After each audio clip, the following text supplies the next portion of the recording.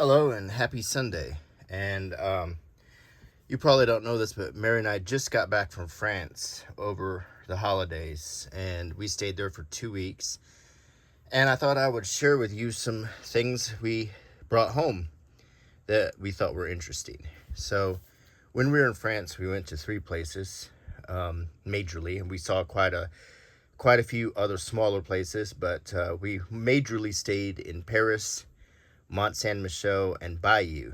And we flew into Paris and walked around. And then after about 5 days, we rented a car and drove to Mont Saint Michel, stayed there for a couple nights, and then drove to Bayeux and stayed there for 3 nights, and then back to Paris. And our flight was canceled, so we had an extra night in Paris that we didn't even expect. So a trip to France, I wanted to try a lot of different things on this trip. This is my 5th time in France, and I wanted to see some certain things. I didn't get to see a lot of the things I wanted to see, but there were some experiences I wanted to try. So I'm going to start sharing those with you right now. First off, I wanted to eat like a French person eats and try the food at the grocery store. So on a number of nights in our rooms that had kitchenettes, we cooked, and I saved some of the cartons that were around the microwave meals. So we had this chicken and pasta. This is basically meat and mashed potatoes, which was really, really good. And I have to admit, these meals were great. This was a carton of basically ham and mac and cheese that was just insanely good. This is creme brulee we had that we got at Franprix. We went to a store called Picard, and we tried some mini cheeseburgers that were delicious. And we also tried this chicken and rice dinner too, which was really good. So I always wanted to have that experience of eating what people in France or Europe eat, and I got to try it. So, and I brought home a couple canned goods that I wanted to try. Some ratatouille, because you know the movie.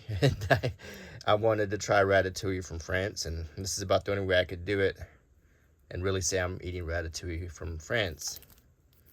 So, and I got, this is Le Cassoulet Mitone, which looks like, kind of looks like something I found in England called all day breakfast. But it's basically beans and different types of meat. Pork shoulder. It looks like some bacon. It looks like a real hearty, kind of like a European version of Franks and Beans. So, also got some tea, and this tea was purchased at Mont Saint Michel. And this is like the small strawberries, Le Petit Fraise, that type of tea. So I guess a strawberry tea. This is a sorcerer remedy tea. I'm not sure what it's gonna do, but I'm gonna try it. And Tellure de Pierre. I'm not even sure what this is, but it looked good, so I'm gonna try it. And this was all tea purchased at Mont Saint Michel, and there's quite a lot of tea in each one of these bags. So next, of course, when you go to Europe, you get postcards. Of course, the most famous lady in Paris, the Mona Lisa. This is Mont Saint Michel. It's basically 10th century church built on top of this island that you can stay at. And here's another picture of Mont Saint Michel in the clouds. It truly does look like this. Here's an old illustration of Mont Saint Michel. I got a card for different meals I tried while I was there. Like I tried this ham and eggs wrapped in a crepe, and here's the recipe. And I also tried this Normandy apple tart. There's a lot of apples around Normandy, so they make tarts and cider. These are souvenir Euro notes that you can get from machines in Europe. They look like euros and they feel like euros, but they're really just souvenirs for the different places I went to. And this was from Normandy. That's C-47 Stoyora that you can experience when you're in Normandy. And as you can see, Mount Saint Michel has Normandy worked into it because it's in Normandy. This is the Rosa Junior, a restaurant we ate at in Paris. It was very, very good. After going to the top of the Eiffel Tower, we had a great lunch there.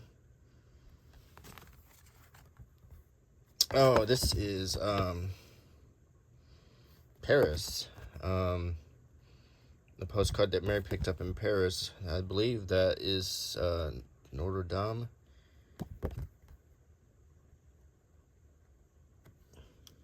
This is, yeah, Notre Dame. We've been into it, but on our first trip we went. And of course on this trip we went to the top of the Eiffel Tower. Here's the Eiffel Tower from the River Seine. And here is the Arc de Triomphe, which we saw a number of times in Paris, also from the top of the Eiffel Tower. So these are the postcards we picked. Put them over here. And I got this magnet at Mont Saint Michel. And at Mont Saint Michel, the Poulard is a big deal. This is we stayed at a hotel, the Terraces Poulard. It's actually, believe it or not, in this book right here that I picked up at the D-Day Museum, in a historic photo. We stayed at this hotel, Hotel de Terraces Poulard. I'll show you that book in a second. But they also sell cookies there, and got a few tins of cookies, and they're really good. I got this coin when I was in Mount Saint Michel in a little collector sleeve. A souvenir coin.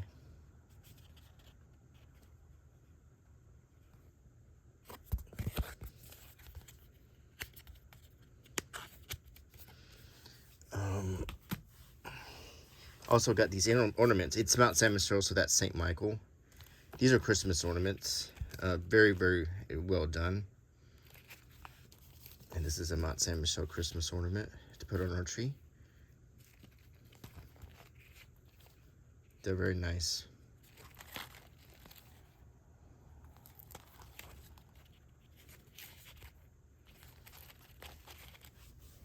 And since you're in Normandy, I got a little Normandy flag to take home.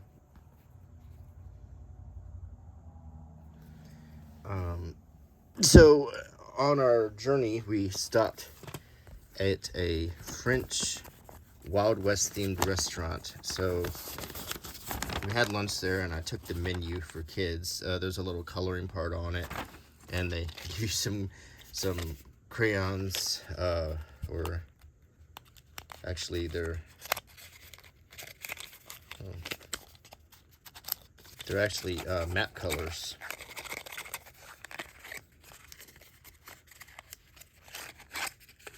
Instead of crayons. So it's a little bit nicer than, but probably a little harder to color with if you're a kid.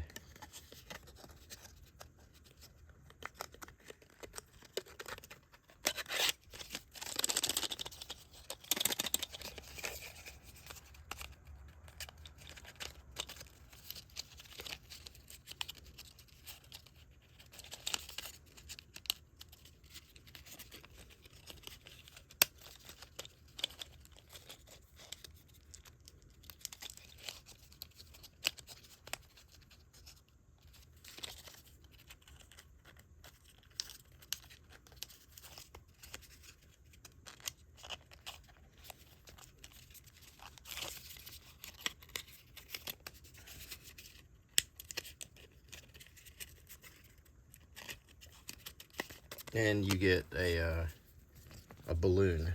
So it's obviously like a kid's place, but I wanted to show you the menu anyway.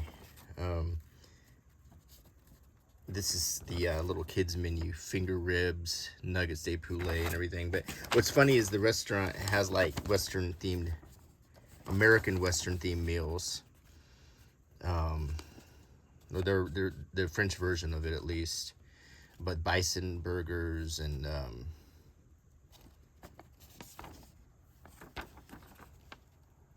mixed grill,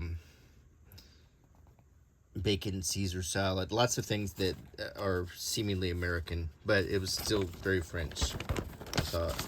But it was an entertaining experience. So I like to just stop at places like that and see them. Since we did go to the top of the Eiffel Tower, we did get an Eiffel Tower souvenir, and I feel like we earned it because we went to the very tippy top of it. Right there, where there's a museum and there's a champagne bar in the very top of the Eiffel Tower. There's also restaurants in it, in the middle, the Jules Verne restaurants and so forth. If you want to go to the top of the Eiffel Tower, you'll have to wait in line for a long time, about 2 hours, but it's well worth it. You get the best view of Paris you can imagine. We saw this at a grocery store. I think it was a Monoprix or Franprix. And it's these little Star Wars things I've never seen in America. They're like little ceramic, I don't know, I'm not sure what they are, but they're made out of ceramic and they're really neat. You got the major characters and Jabba, an Ewok, Wicket, and a Stormtrooper. They don't have Darth Vader, which is strange, but that's okay. And then they're on the back. There's an ad for some Star Wars toys that they were selling in the store. This is something I'd never seen in America. Very interesting. This is a program for the Abbey of Mont Saint Michel that you go to on the top. There's no elevator, so you gotta hoof it all the way up there, but it's well worth it. We saw the Abbey, and it's one of those old mega abbeys from the medieval times. Just amazingly big, and there's still a religious order that lives there, the Order of Jerusalem. And so there's basically like monks and nuns who live there. These are some stamps from the post office at Mont Saint Michel. A first day cover.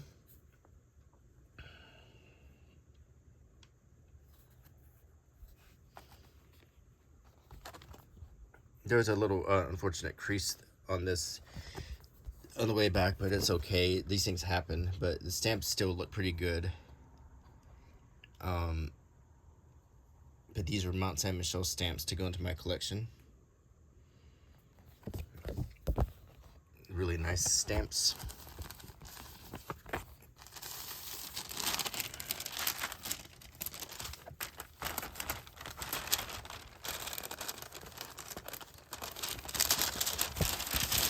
Really nice addition to my collection here. Okay, bring in everything. So at Mont Saint Michel in the church, a small church, I paid for this little book that shows details of the inside of the church and information about Mont Saint Michel, St. Michael.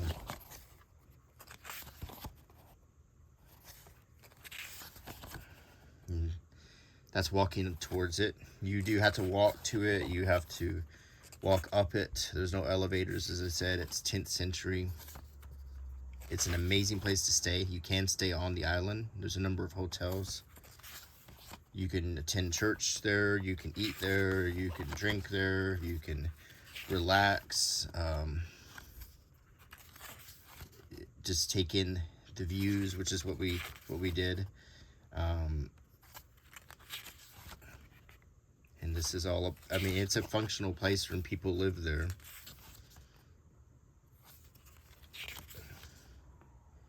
It's a beautiful, everything there is from, I think the latest time period is probably the 1500s. Just an amazing place.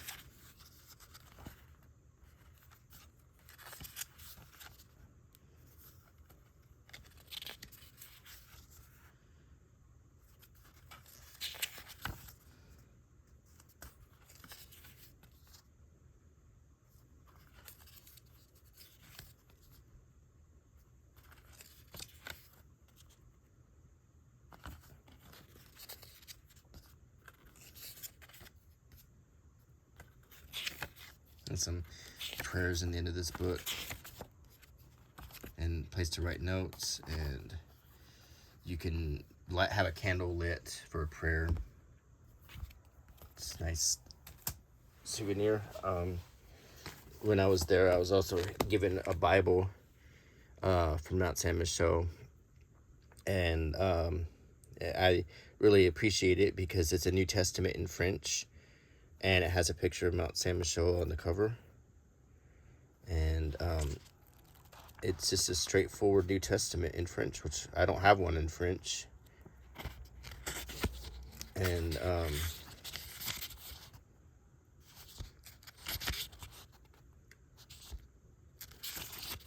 very nice gift given to me.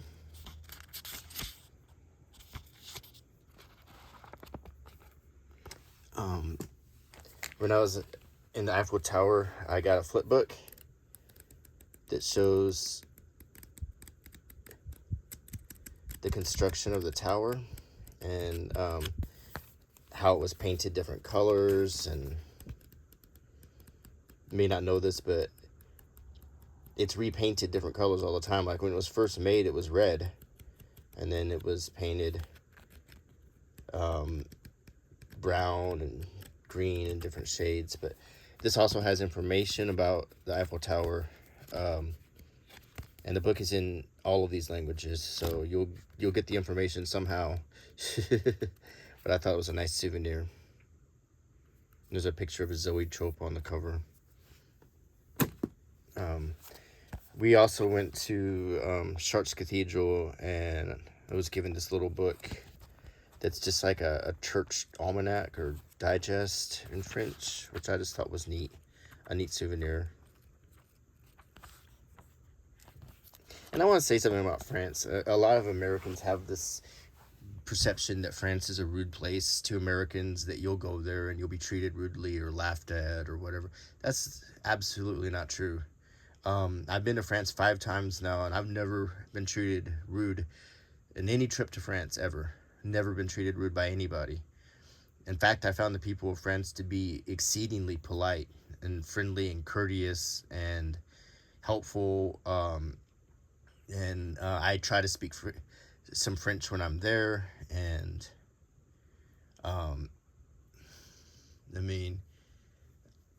I think that they listened to me, and they tried to, they didn't make fun of me for attempting to speak it. So I just want to clear that up. It is a very friendly country, and you will meet some very friendly people. This is a children's book about Mount Saint Michel. And if you want to learn French, a good way is with children's books, because it's written on a lower reading level, and it's a good way to learn. And this explains a lot of the things inside of the Abbey in Mount Saint Michel. Of course, I always try to get a guidebook when I'm there that explains the island, the history. Mont Saint Michel was inspiration for parts of Lord of the Rings, for Harry Potter. It's featured in the Bayeux Tapestry. Something I had wanted to see on this trip, but we didn't have very much time to plan it, so I didn't get a chance to see it.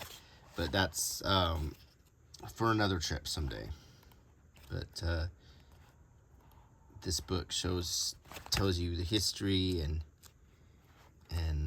this is what it looks like today, pretty much, to tell you the truth. I mean, these signs, we ate at that restaurant, Le Mouton Blanc. I mean, it's all there. I mean, this place hasn't changed in 100 years. So if you go there, you can see something very much like this. It's just what you can expect to see. Very, very fun, relaxing, amazing place to visit. Highly recommend it if you get a chance to go.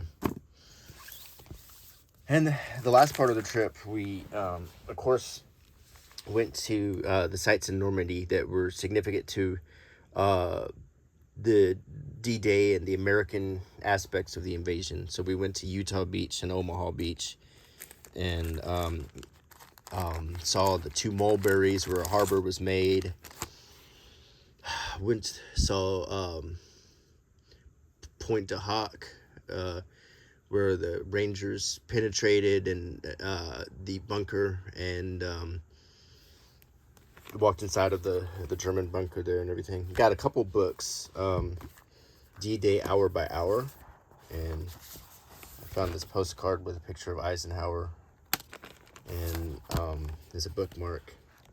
And this book basically is exactly like the title. It's hour by hour given to you, and it gives you the progress and the what was going on in the invasion. You know, like, for example, if you saw The Longest Day, you might remember the little Rupert dummies. This is what they really looked like. And there was one in the museum we went to, which was called the D-Day Experience, which was in Carentan, a very, very well done museum. Had clothing worn by Dick Winters and Major Wolverton, and a flight simulator where you could sit inside of a C-47. There was the Dead Man's Corner Museum, which was the actual place where that figured into the battle. It was interesting to be there, to see American flags everywhere. We also went to the National American Cemetery in Normandy, right at retreat, and we saw all of the French people stop what they were doing and show respect as the American flag was taken down. And I was even thinking to myself at the time that these people respect us, even, you know, after 70 something years. They still appreciate the sacrifices, and they're just good quality people there. So I just wanted to make that point. Normandy 44 was the other book I got. This book there was a copy of this in the hotel we stayed at, and I liked it, so I found a copy at the D-Day Museum and in the gift shop, so I could have one to take home. I really think this is one of the best books about Normandy I've ever seen, and I've been reading it and learning a lot more about Normandy than I ever knew. A lot of things I didn't know, and all of the planning and everything that went into that invasion, and how amazingly planned it was. And this is just a really, really great book, with maps, and I found a few souvenirs that, like, this is a French language guide, a reprint that was given to the American paratroopers, and it's a perfect reprint of that book.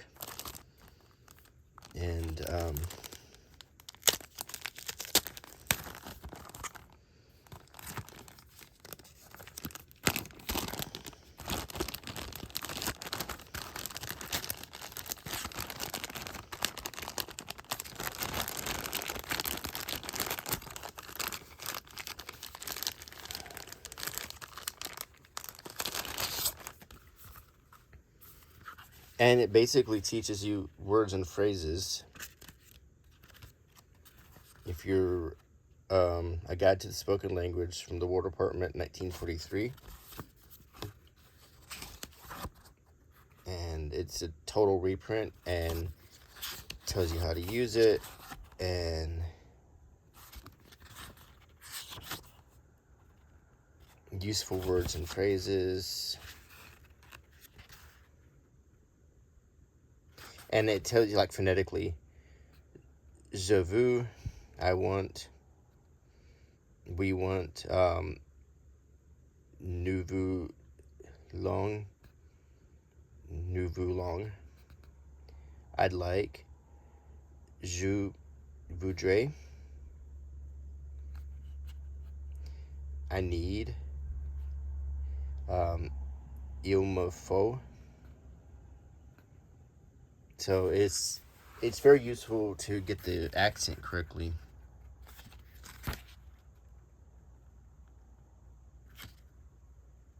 Une tasse, a cup. A glass. Un verre, it's very, very helpful. And, you know, it also shows you some pictures. Just, so this is something the paratroopers would have carried with them. Now, I also got this. This is Yanks. If you watch my channel, you know I like to open these replica packs. So this will be a whole other video. I think you will enjoy me opening and showing you all of this, the contents of this pack in great detail. So that will be for a future video. This is a pocket guide to France, another one that was handed to the paratroopers.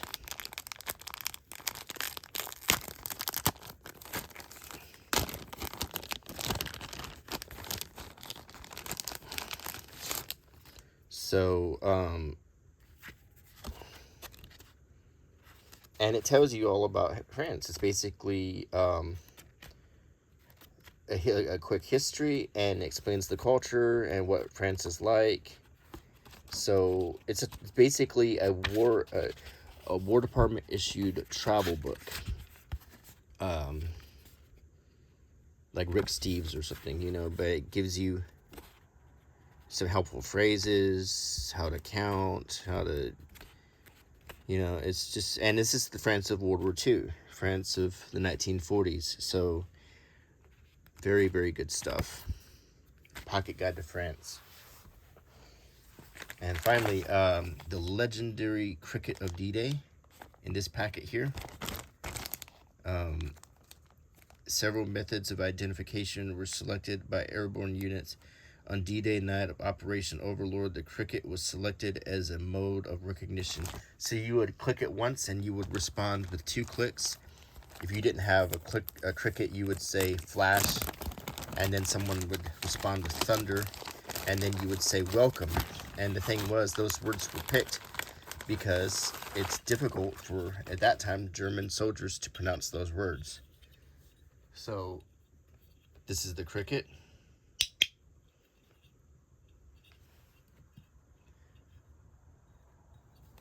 And it made a very distinctive sound.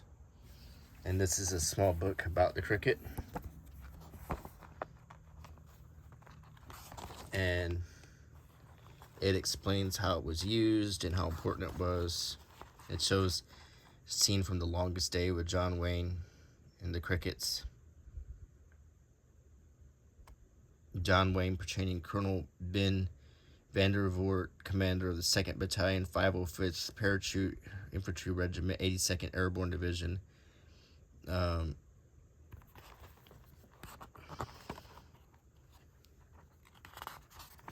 it shows different ways the cricket was, like, you know, looped around a neck like a necklace, or connected to the dog tags or whatever.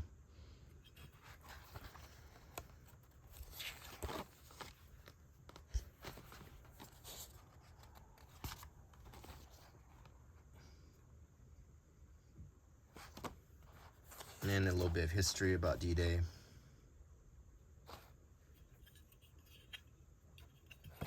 I think I actually have another one. Let me see.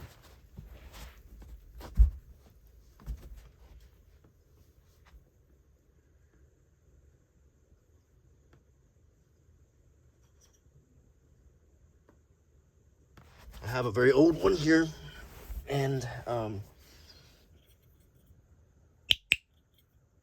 I, as opposed to this one is the real deal.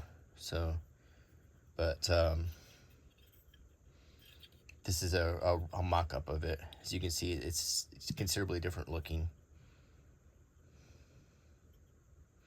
Well, this is actually a souvenir. But it's much more authentic looking.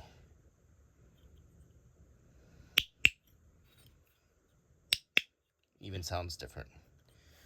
Anyway, I hope you enjoyed the video, and